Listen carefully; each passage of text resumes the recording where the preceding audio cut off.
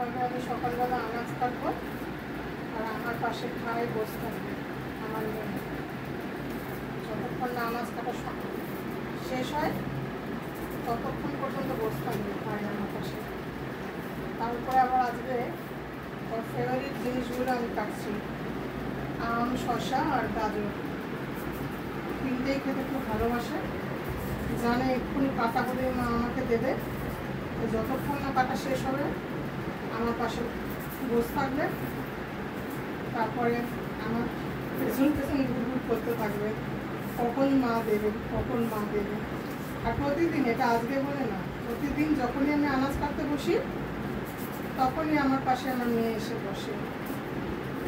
মেয়ে তো তাই দেখে কীভাবে মা আনাজ কাটছে, খুব ভালোবাসে এসব দেখতে। আমার মেয়ে সবসময় আমার পাশে থাকে, তাই না মা? তুমি থাকো না বলো? সব সময় থাকো। এটা কি মা? এটা কি? এটা কি তুমি জানো? পরে খাবে, আমি যখন দেবো তখন খাবে। হ্যাঁ, আর এটা কি? এটা কি? আম। তুমি খেতে খুব ভালোবাসো, আমি জানি।